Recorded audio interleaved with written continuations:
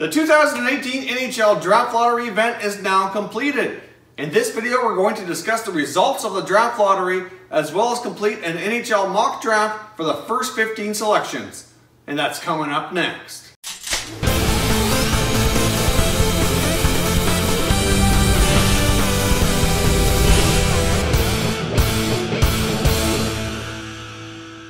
Hey everyone, and welcome back to another video here at Top Shelf Hockey. If you're new to the channel, thanks for stopping by. We review and discuss all 31 NHL teams. So if you're a huge hockey fan, consider subscribing and clicking the bell so you don't miss anything. So the NHL Draft Lottery event is now complete. The results were announced last night. We originally received picks 15 through 4 prior to the Vegas and San Jose playoff game, and the top 3 picks were unveiled during the second intermission. So in this video here, as I mentioned, we're going to take a look at the official results, and we're going to complete a mock draft for the top 15 selections. So obviously the 3 big winners, in case you missed it here, were the Buffalo Sabres, the Carolina Hurricanes, and the Montreal Canadiens. They were the 3 lucky teams that were given the top 3 lottery picks based on the draw that was completed. The Buffalo Sabres will pick first, the Carolina Hurricanes will pick second, and the Montreal Canadiens will pick third. That means all other teams will be bumped down accordingly to complete the top 15. So what we're going to do now is we're going to go through and we're going to complete a mock draft for the first 15 selections. So we're going to start at number 1, work our way down to 15. I'll tell you which player I think this team is going to select and why, and just a little bit about the player in case you're not familiar with them. With the number 1 selection in the 2018 NHL Draft, the Buffalo Sabres would very proudly select from Sweden defenseman RASMUS DAHLIN. As we've discussed many times over on this channel, DAHLIN is a generational type talent, exceptional player, the consensus number 1 pick on just about everybody's list here. I've never seen any scouts or any hockey insiders that think it's going to go down differently at all. DAHLIN is definitely going number 1 to the Buffalo Sabres. Like I said, he's kind of a mix between Nicklas Lidstrom and Erik Karlsson. He's a very well-rounded two-way player, well known for his offensive abilities as well. So DAHLIN, number 1, no doubt about it, going to the Buffalo Sabres. The Carolina Hurricanes select at the number 2 position from the Barrie Colts in the OHL, ANDREI SVECHNIKOV. SVECHNIKOV is arguably the best pure sniper in this draft class. He had a little bit of a shortened season due to injury, but still scored 40 goals in 44 games for Barrie. Was named the OHL's Rookie of the Year. Had a tremendous season really overall. Now, because of Carolina and their new ownership and everything that's gone down, I kind of contemplated perhaps that they might go with a forward like Brady Tkachuk instead, mainly because we've seen owner Tom Dundon acknowledge that they're too soft and not difficult enough to play against. So it wouldn't completely surprise me here if the Hurricanes might go off the charts here and go in a different direction. But realistically, based on skill, talent, and best player available, I think they should go with forward ANDREI SVECHNIKOV of the Barrie Colts. The number 3 selection belongs to the Montreal Canadiens. And the Montreal Canadiens would probably select from the Halifax Mooseheads of the QMJHL forward FILIP ZADINA. ZADINA is another very gifted sniper, good two-way player. Really from the face-off dots down, he's very difficult to play against, very creative, very good stick handler, very good with the puck. He's a good skater as well, good on the rush. Like, he's a really all-around solid hockey player. Can play in multiple situations, but ZADINA is arguably the second best forward available in this draft. And really, to some, there's not a great deal of difference between ZADINA and SVECHNIKOV as well. They have a little bit different style of game, but can give you very similar results. Just doing it, like I said, in a slightly different manner. The number 4 selection belongs to the Ottawa Senators.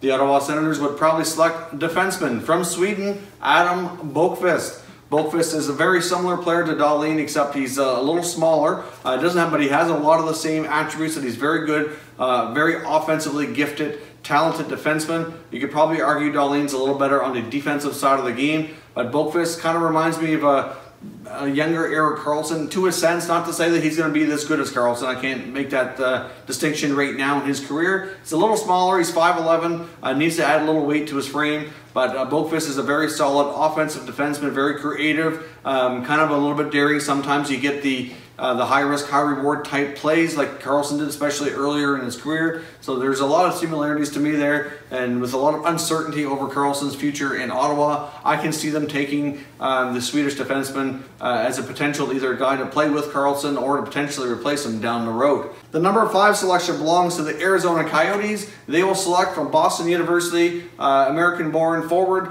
Brady TKACHUK. Obviously, Brady Tkachuk is a tremendous hockey player. Obviously, comes from the Tkachuk hockey family. His brother Matthew plays for Calgary.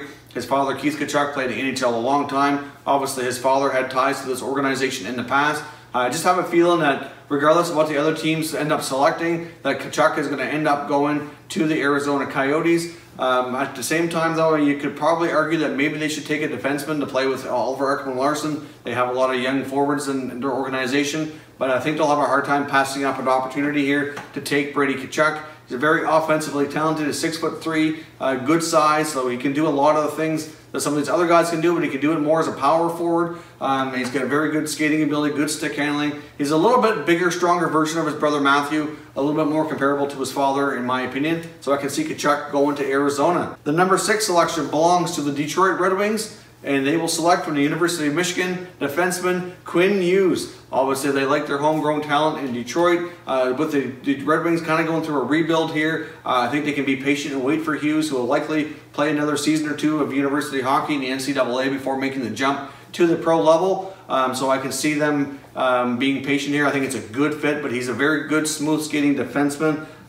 He's very skilled, very creative as well. But Quinn Hughes is a tremendous defenseman. Arguably one of the better skaters in this draft for sure. And I can see him being a good fit in Detroit. The number 7 selection belongs to the Vancouver Canucks, and they will select from the QMJHL defenseman Noah Dobson. Dobson's a pretty good size, a 6'3", playing for the Acadie Bathurst Titan, born in Prince Edward Island. Dobson is definitely one of the top defensemen in this draft. Very good on both sides of the puck. But really known this year for his tremendous offensive upside. He finished with 69 points in 67 games playing in the Q this year. Had a tremendous season. I think he has a lot of upside. So he's got good offensive abilities, pretty good defensive abilities as well. Good size, good strength. He's a very well balanced kid here. And I can see him being a nice pick, a nice selection for the Canucks in the back end to kind of shore things up. Obviously, the Canucks have a lot of good forward prospects. Makes sense for them to grab a top defenseman like Dobson to kind of fit in here with their rebuild that's going on. The number 8 selection belongs to the Chicago Blackhawks. I have them selecting defenseman from the OHL, Evan Bouchard. Bouchard had the opportunity to play for the London Knights organization. We've been talking a lot about Bouchard this year. He was another player who rose a lot in the draft rankings throughout the season due to his strong play, had tremendous offensive abilities, ended up with 87 points in 67 games. Ended up playing a much bigger role as the season went on. A lot of the guys he was playing with had an opportunity to go play in the World Junior Championship tournament where he did not, so we get to stay back and get a full season under his belt. And he get a bigger role because of it, and he really produced and made the most of it. Bouchard's been a high-rising player this year, and with Chicago, with their things around their aging blue line with Duncan Keith and Brent Seabrook, they could certainly use a top defensive prospect like Bouchard in their system to kind of make things better going forward. The number 9 selection belongs to the New York Rangers. From the U.S. Development Program, the New York Rangers would probably select center Oliver WAHLSTROM. Now, WAHLSTROM also plays the wing.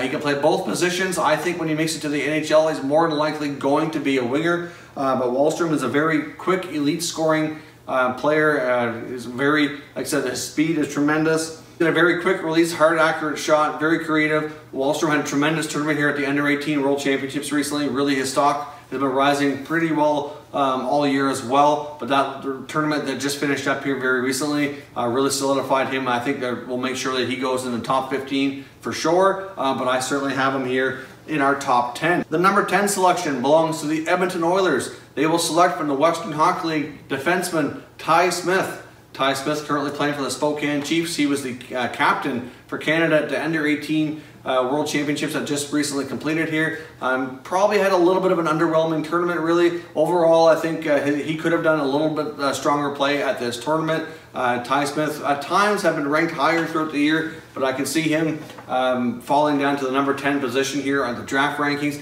The Oilers, I think, have a lot of good forward prospects in their system. They really need to grab the best defenseman available. I mean, maybe they'll get lucky here. One of the other guys that I have ranked higher will kind of fall down to them in the draft, but if not, Ty Smith is a pretty good selection. I mean, obviously he comes with a lot of he's a great skater. He's a lot of great character kind of guy.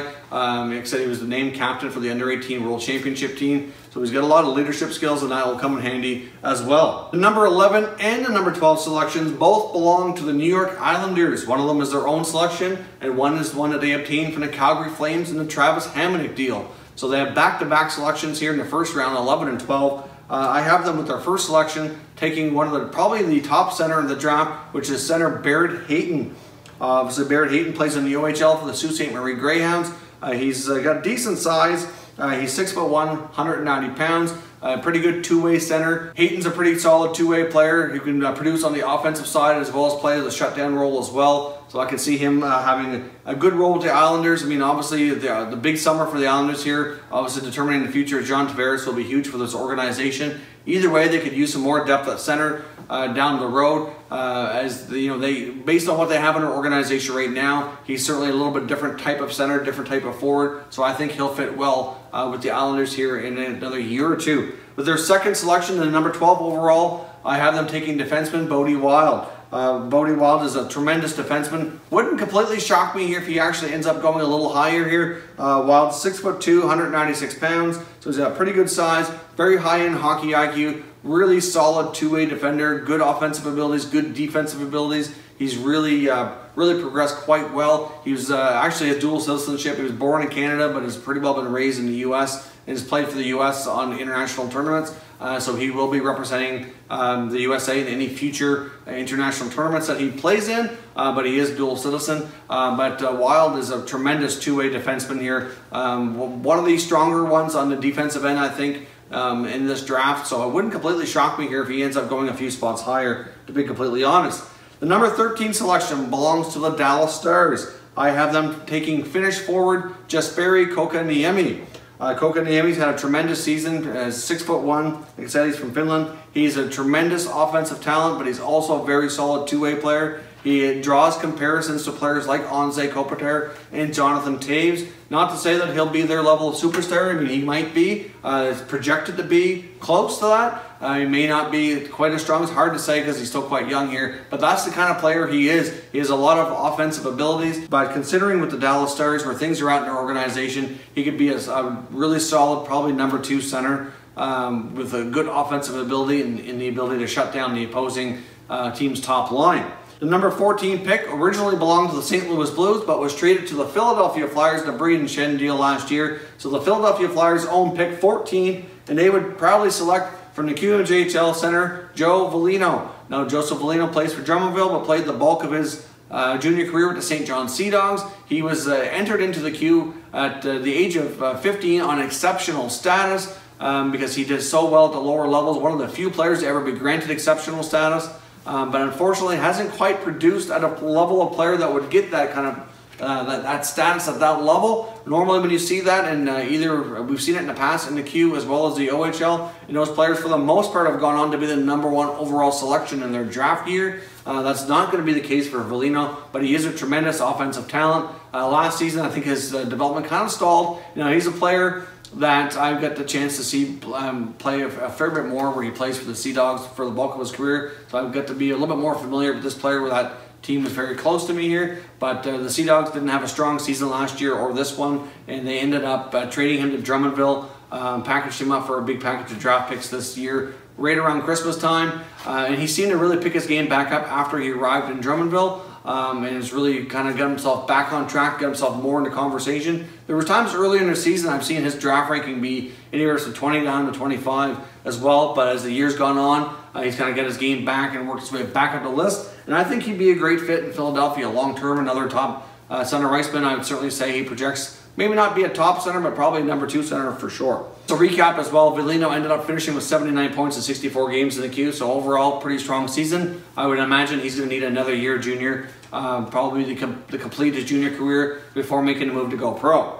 The number 15 selection and final pick of this mock draft belongs to the Florida Panthers. I have them selecting from the U.S. development program, Joel Farabee. Now, Joel Farabee is an excellent offensive hockey player. 6 feet tall, but only 164 pounds. So the one thing for him, he's certainly going to have to bulk up a little bit. But obviously, as we know, in today's NHL, size is not as important as it used to be. But at the same time, you don't want him to be too thin and fragile, because it is a pretty fast, rough game at the pro level here. But Farabee certainly has pretty good offensive abilities. He's a very smart hockey player, great hockey sense. He can play pretty well anywhere in your forward group as well, so you can put him out there in all situations. He has good offensive side, pretty good defensive play. Like, he's just a pretty solid overall two-way forward who can play PK, can play the power play, can play, you know, pretty good 5-on-5 as well. So there you have it. That's my mock draft for the first 15 selections. As we approach the actual full draft here, regular draft in June, we'll probably do a mock draft for the entire first round,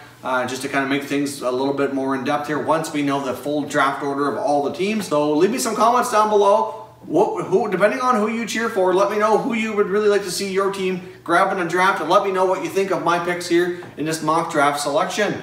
If you haven't done so already, I hope you'll consider subscribing to the channel. We cover all 31 NHL teams. There's plenty of content here for all fan bases to enjoy. We have a whole slew of prospect and draft videos as well. So if that's what helped you find this channel and that's what you're really into, there's going to be a playlist selected at the end screen of this video. So stay tuned for that, and you can check out the rest of them that we've put together here. If you haven't done so already, consider following us on Twitter. You're going to find our Twitter handle here on the screen. It's also linked down below in the description, so check that out.